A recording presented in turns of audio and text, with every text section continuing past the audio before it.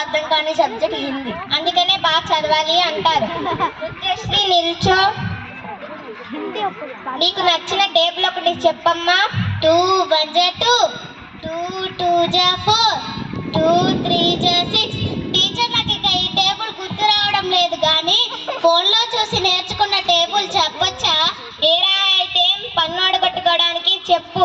బౌ 1 జా బౌ, బౌ 2 జా బౌ, బౌ 3 జా బౌ బౌ. అమ్మా ఇక ఆప టేబుల్. ఊర్లో ఉన్న పిచ్చి కుక్కలన్నీ వచ్చేగలవు. టీచర్ ఫోన్లో చూసి నేర్చుకున్నా టీచర్. సరేలే. 1 kg is how many grams? Teacher వంకాయలా టమాటాయలా? మొట్టికాయలమ్మా, మొట్టికాయలు. మొట్టికాయలు అయితే నాకు తెలియదు కానీ మా అమ్మకడి చెప్తాను టీచర్. రాత్రి పూట ఆకాశంలో కనిపిస్తాయి చుక్కలు, మేము ఈ జన్మలో పాస్ అవ్వం లెక్కలు, అందుకనే బాగా చెయ్యాలి అంటారు. కూర్చో. యశ్వంత్ నిల్చో. మనకి ఎన్ని దిక్కులు? 6 పేర్లు చెప్పు. పడమర, ఉత్తర, దక్షిణ.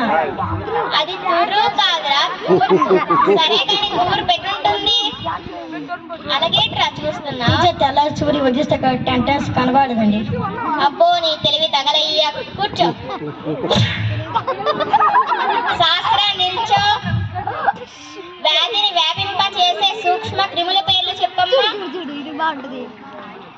క్రిముల పేర్లు చెప్పమ్మా. Fair and lovely, fair ever, Pond's cream.